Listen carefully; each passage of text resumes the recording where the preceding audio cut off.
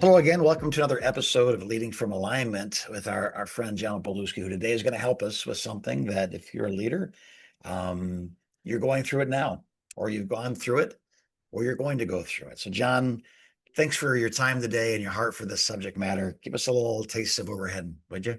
Sure. Yeah, the title today is might be sound a little scary. It's When the Knife Goes Deep. Yeah, Um, Jim, a couple of weeks ago we tackled the subject of leading in an age of outrage, yeah, and that pod was spawned by a series of difficult conversations that happened in about a 3-hour time window yeah, on a Monday morning with leaders who felt betrayed yeah, by people they were close to. And the knife goes deep when betrayal yeah, comes from someone close. Um, King David so eloquently put this into words in Psalm 55. He said, "If an enemy were insulting me, I could endure it. If a foe were raising himself against me, I could hide from him. But it's yeah, you, a man like myself, my companion, my close friend, yeah, with whom I once enjoyed sweet fellowship as we walked with the throng at the house of God." And it wasn't an enemy who put the knife in David's back, it was a close yeah, friend yeah. who did it. And I love David's writing here because it's so unfiltered, Jim. Right. Uh, he Yeah, doesn't hold anything back. I mean, we've got all of the emotions here: fear, anger, the desire to fly away like a dove, and to yeah, escape. And David gives us permission to feel deeply in these moments when yeah, this happens to us instead of pretending everything's okay when it's not okay. Pastor, you've yeah, heard this before. I'll say it again. It's okay to not be okay. yeah. It's not okay to do nothing about not being okay. Right. Yeah, Um, and so as I was putting this together, Jim, and thinking about it, one thought that jumped out at me, this is a new thought. yeah. It's not a new piece of information, but in the context of what we're talking about, David did his own betraying too. Hmm. By the way, I mean he basically murdered his good friend Uriah the Hittite and stole his Yeah, wife. yeah. And so it's good to remember, that when your trust is betrayed, you may have done the same thing at some point in your journey, and that's not to Right. minimize your pain or Nope. marginalize your pain. It's Right. to bring some perspective Yeah. Yeah. that the person who hurt you is flawed, Right. and so are you. So are you. And I think that at least what that does is kind of level the playing field a little bit. So before I go any further, Jim, love to Mhm. just hear your thoughts on the subject today. Yeah. Well, I have 31 years sitting in the chair.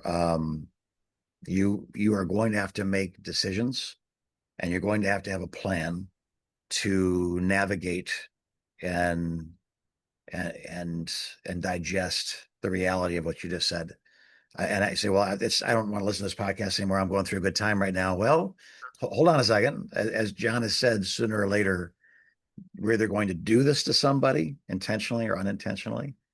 And someone's going to do this to us. This is the reality. This is why I think when Paul is describing, God loves you. God is love. John says, okay, well, Paul, I need more words than that. So, love is patient. Now, that word patience actually means suffering a really long time.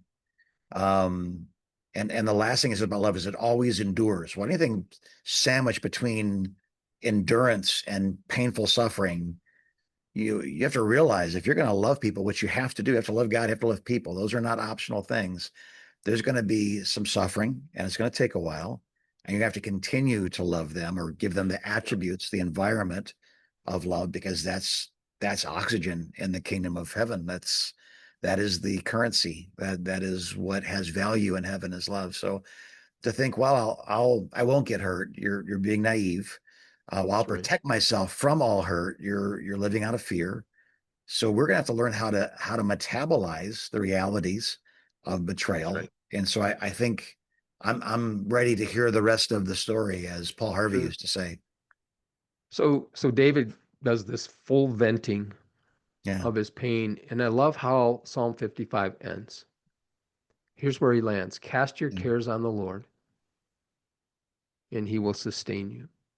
Yeah. He will never let the righteous be forsaken. So he moves from this spiraling Yeah. emotion Yeah.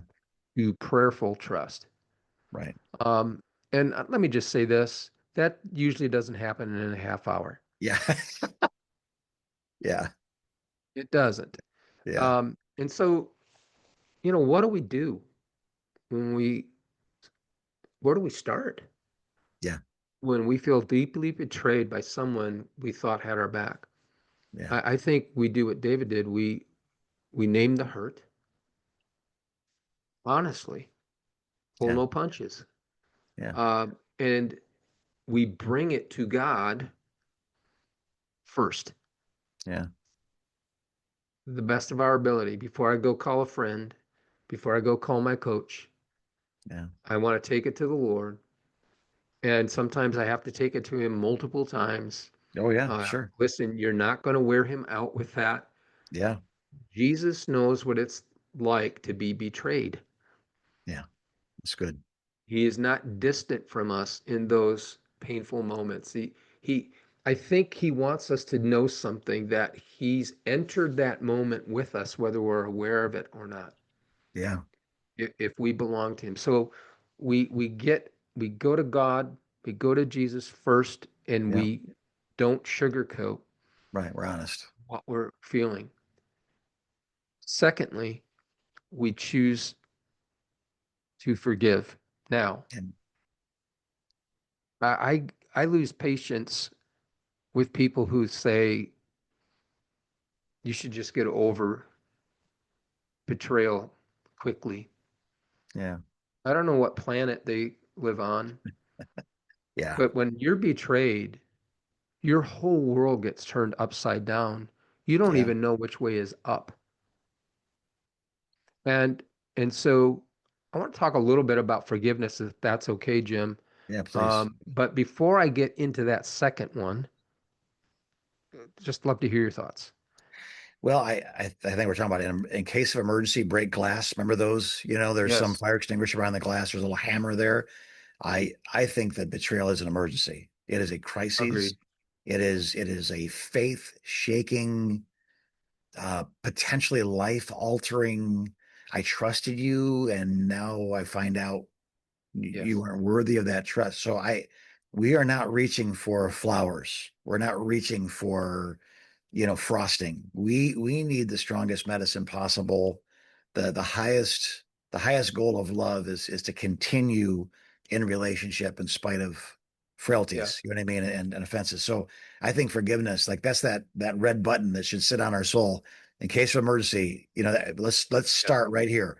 And that word forgiveness, as I understand it, John, it doesn't mean to just kind of dance it away, distract yourself. It'll go watch reruns of The Office until you forget about it. It's the same word that's used often for the word divorce.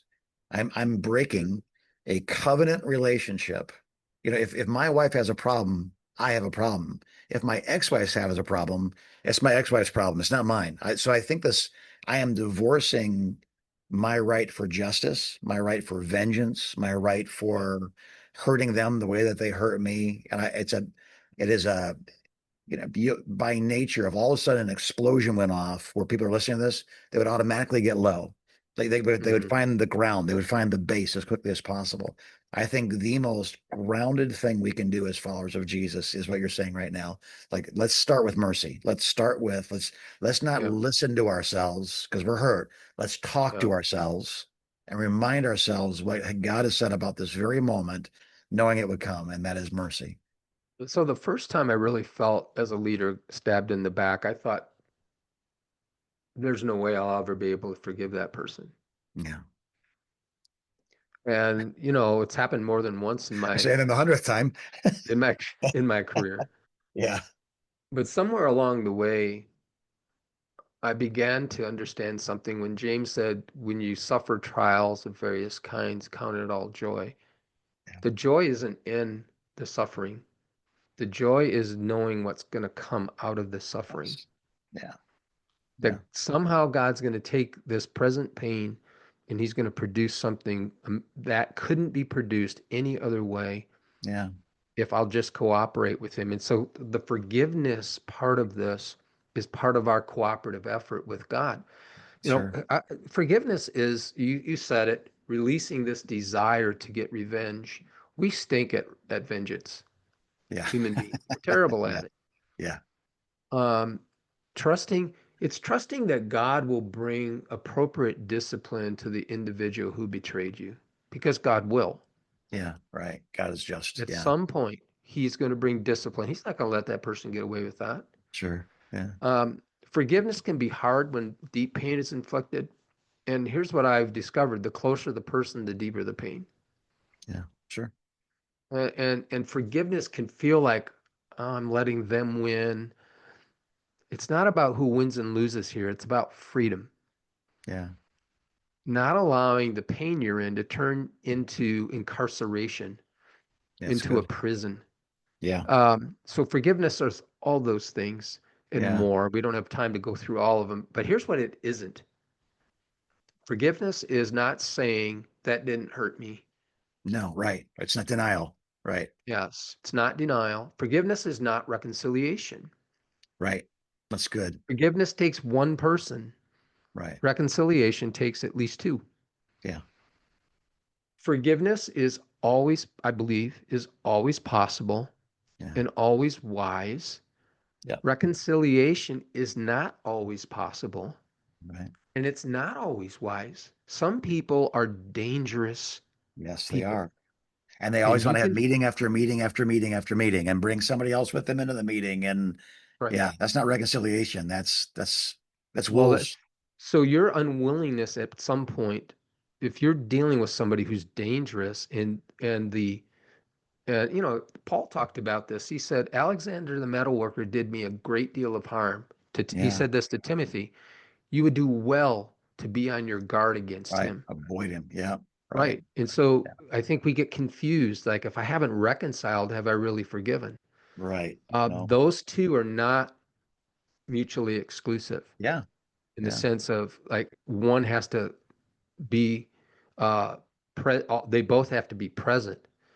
No, Yeah. you can forgive somebody and not necessarily be reconciled, although I think that would be a good thing in most cases, but there are Yeah. some cases where it's not a good thing. You know, forgiveness is not trust. Yeah. Jim, if I loan you 20 bucks and you don't pay me back, I'll forgive you. Sure. I'm not loaning you another 20. Right. Right. I'm Fundamentally not going to change do the that. relationship because of Yes. wisdom, not because of vengeance. No, it's Yeah. just I'm going to be a good steward of my money. I'm not going to do Yeah. that. You can forgive and still maintain safe boundaries, I guess is what I'm trying to say. Yes. So choosing to forgive. Your emotions are going to lag behind Yes. Good.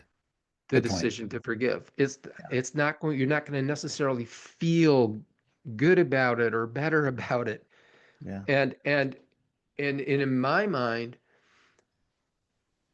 you're going to have to allow time for this forgiveness process to work if you've been betrayed by somebody close. Right. When it Right. comes to deep betrayal, Jim, I think forgiveness usually happens in layers. Yeah. I forgive, and then when something reminds me of that person and I feel the knot in my gut and the anger Yeah. surge, I forgive again, and Yeah. I hit rinse and repeat Yeah. until I get to a place, and this has happened to me, so I know this isn't a pipe dream, where I absolutely wish God's best on that person. Right. Yeah. When I think of them, the knot in the gut isn't there anymore. Right. I see them as a human, a flawed human being, just like I am. And you might be Yeah. thinking, I'll never get there. I'm in so much pain. Yes, you will. If Sure. you will, go to God first, name what you're going through, choose forgiveness. Now, you're probably not going to be able to walk through this on your own. Right. When this happens, we get a lot of calls from pastors we haven't heard from in years. Yeah. when this stuff happens, Sure. because they know now I'm in something that if I Mm. don't get some outside perspective, I might drown in Yeah. it. So Yeah. all I said a lot there, Jim. Love to hear Yeah. your Well, thoughts. you said something I want to come back to. So I forgive them at the moment of offense, and then I see them and I get that knot and I forgive them again. I would say maybe I know what you're saying, but maybe another way to say it is I remind myself of the decision previously made to That's agree with good. Jesus to be merciful. So even though the feelings come back, you can expect the feelings, that fight or flight, and the way the brain Hmm. chemistry works, and adrenaline and so forth. But when that happens, and I feel this coming back on again, as if it just happened, I'm reliving it. It's That's post right. And traumatic. that's real stuff, It Jim. is. It's post traumatic. Yeah, you say, well, Yep. stress syndrome or whatever disorder. I, I think we leave off the last two letters, but it's after the trauma. I'm reliving the trauma as if it's happening day after day after day when it Yep. happened days ago. So that's normal. Your brain is saying, "Hey, be careful. Dogs bite." Because I got bit by a dog Hmm. a week ago. All dogs now. I have a different relationship with dogs. But that thought, when a person hurts me, I make the decision. I agree with Jesus. Mercy is the right thing to do, and so I align myself. I divorce what I want to do from what I've been commanded to do, and I'm not going to do that. But then I see them a month later, or it comes up, or I see something they write on social media that I know is a passive aggressive left hook at Sure. my family, at my life's work, at me. I have to I say, wait before this is a new offense, and they can add on to it the old offense, but there is no old offense. I reaffirm that the right thing to do, according to Jesus, right now, is to release this, and I don't want justice because justice, honestly, I mean, ultimately it's hell. I don't want that on anybody. I don't want them to suffer the consequences that I'm suffering right now. I mean, mercy just says, you know, Father, forgive them for they just don't know what they're doing.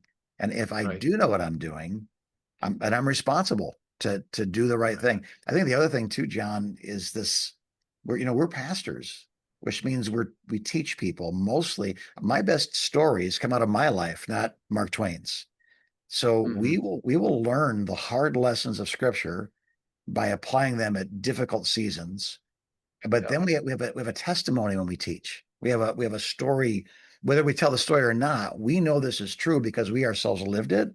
That's very Yep. different than the best marriage counselors probably had a troubled marriage at some point. The best substance abuse counselors probably had a previous substance abuse issue, right? Hmm. And the best people to teach on forgiveness are people who've been hurt by other people because they can do it with an authority and a compassion. So you are going And to go through stuff because you and I don't like learn what it you by memorizing words. and I like what you just said there, authority and compassion. Yeah. Yeah. I've heard people speak authoritatively Yeah. on this matter with no compassion. Yeah. Not helpful. No, That does no, not help somebody whose world has been turned upside down. no. So, pastor, leader, when the knife goes deep and you're on the other end of that knife, the sharp end of that knife, Yeah.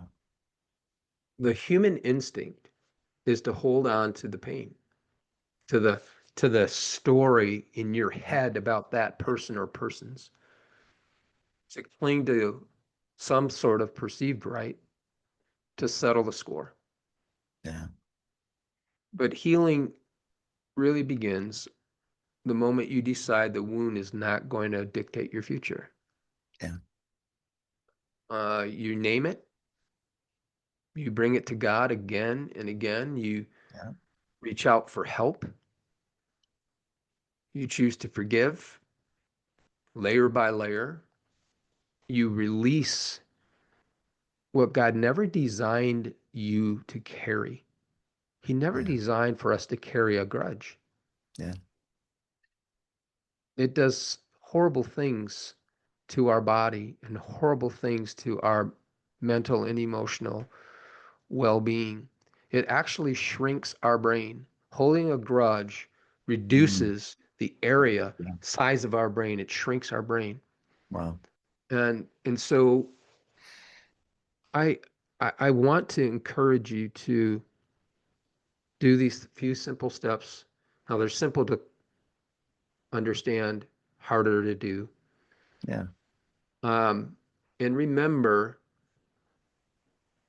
when you forgive, it doesn't mean the betrayal was inconsequential. Right. Here's what it does mean. It means that betrayal is not going to get the final word in your life. Yeah. And God is going to build a beautiful story out of that. He's going to Yeah. use it to temper you, to grow you, to season you, to make you wise, Yeah. to make you compassionate. There's nothing like.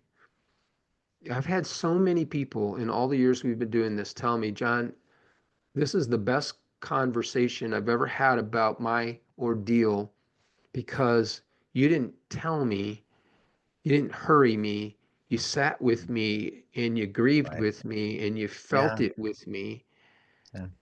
and you allowed me to feel what I felt. Yeah. Yeah. And that doesn't come by studying it in a book. It comes through Right.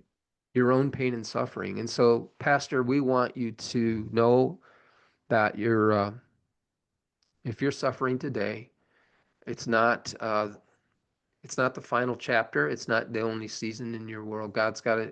something bright ahead of you, but you're going Yes. to have to do some work. Yes. And I hope we laid out a reasonable pathway for you to get started today. So, Jim, that's what I have. I think what you just said there at the end, John, is so good that there's something ahead of you. If all we do is Yeah. focus on the past and the trauma that is legitimate from the past, um, that's part of it. But mourning slavery doesn't get you in the promised land. Dreaming of Mhm. the promised land and moving steps towards it every day gets you closer to that. So there is a new season for you. There is a day where you wake up and you don't think about this. A night Right. where you lay down and it's not on your mind, or you don't talk about it or try not to talk about it because people are tired of hearing about it or whatever. There is another side to this. You'll get on the Yeah. other side of this.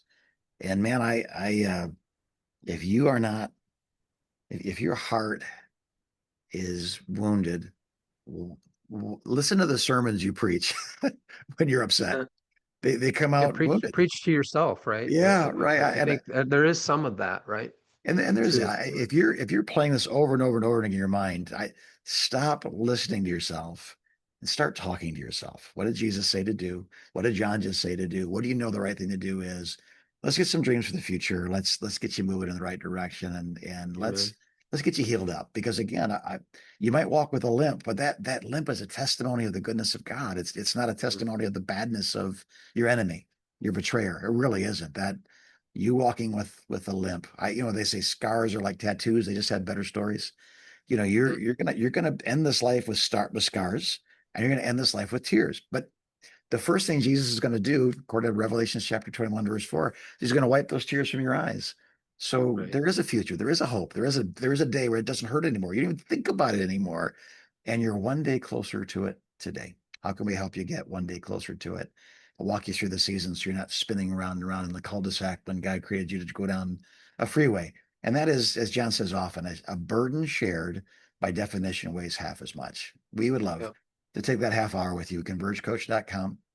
If it's beyond coaching, it really is counseling because these are attached to things that happened in your childhood, or this Sure. betrayal is just the latest in a series of these things. Then a counselor. We were, my was it mycoachonline.com. We have relationships My with counselor people. dot My online. Yeah. my counselor, yeah. So just we want to help. You're not alone, Yeah. and I promise you'll feel better if you just talk about it, especially with the right people. So Yeah. we're praying for you. We know it's hard, but you know, maybe today's the best day of your life. And even though it's a hard day, you'll look back on it in the future and say, man, if it wasn't for those days, I'd have never become the person God's made me to be. So your Right. testimony begins with tests, and God will get you through them. Like my predecessor who sat right here in this building years ago said, God will pull you through the knothole if you can stand the squeeze. I don't know what that Mhm. means, but I think it's appropriate here. So God bless you as you get squeezed. Mm. He's going to see you through the knothole as you continue to lead from alignment.